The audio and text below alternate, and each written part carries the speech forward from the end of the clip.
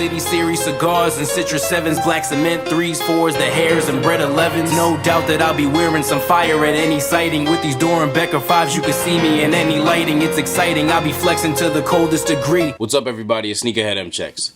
Because I didn't get these in hand until days after the release, I actually wasn't even going to bother reviewing them. But I just so happened to look on YouTube, and I realized that not one person, well, at least I couldn't find one person that reviewed these and compared them to the original pair from 2001. So that's what I'm here for. We're going to take a close, detailed look at this 2020 retro while comparing them to the pair from 01. All right, so here they are.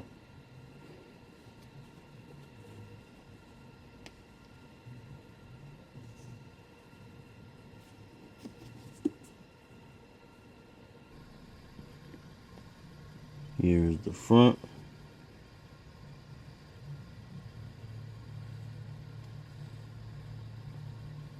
Now I took out the laces and I put some cardboard shoe trees in the 01 pair so that they, so that the laces weren't distracting as far as comparisons go. Here on the toe box, these holes right here are noticeably bigger on the 2020 retro.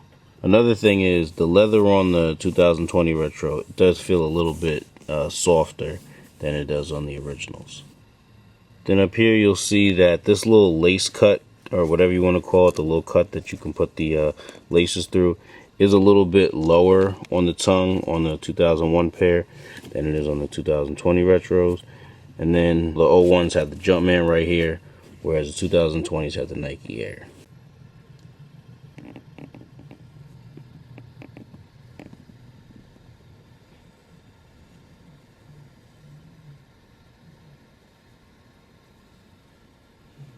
Now, in comparing the two, the first thing that I noticed right away is the dullness or lack of shininess on the 01 pair. Now, I'm sure that's due to age, but the 2020 pair definitely has a more metallic look on the swoosh. Not to be confused with the mid pair from 01. I know a lot of people confuse this high top pair with the mids, but they're actually two different pairs. These are the highs from 01, but as you can see, when you have them side by side, they are still slightly lower than the 2020 pair. And speaking of the mids, instead of making this Wings logo like it was on this original pair, they made this Wings logo like they did on the 01 mid pair. And here is the other side.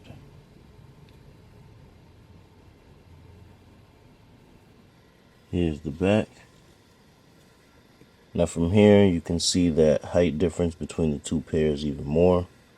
And also you can see that the suede on the 01 pair is a slightly darker navy than the 2020 retro. Here on the back of the tongue, they have this little patch with the Jumpman logo and the year 2001 and 2020 on it to signify the year that these came out and the year that these came out. Now here on the 01s, they have a similar looking patch on the back, but it's a little different. So there were only 3,000 pairs of these made, so they numbered them, and I have pair number 2,112 of 3,000.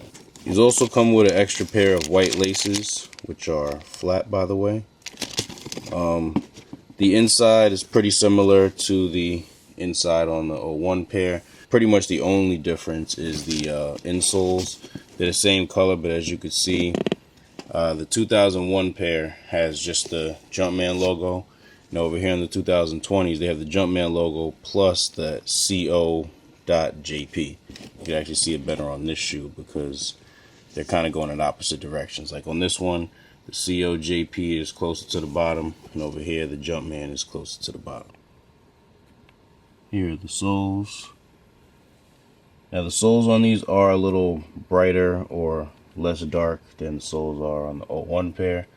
I'm not 100% sure if that's just because these are worn and these are dead stock, or if they just happen to make these a little bit lighter than the 01 pair, because I did notice that difference in color on the suede, so they may have done the same thing on the sole, but either way, this is how they look.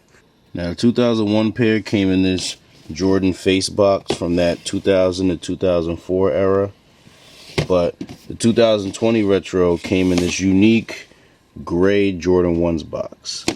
So it's just like the, black and red one that we get, except it's gray. It's actually the same box that the other Japan ones came in. And here is the paper. Just like the back of the tongue, it has the 2001 the Jumpman logo and 2020. So I thought that's pretty cool, pretty clever. And here's the box label. Retail for men's sizes in USD was $170. So overall, nice shoe. I'll probably be keeping these. But then again, I might sell them just because I don't see me holding on to both of these. And when it boils down to keeping one and selling the other, why would I get rid of a pair that they only made 3,000 of versus, no offense, a retro that there's way more than 3,000 of. These are still dead stock, so I could sell them at the, full price.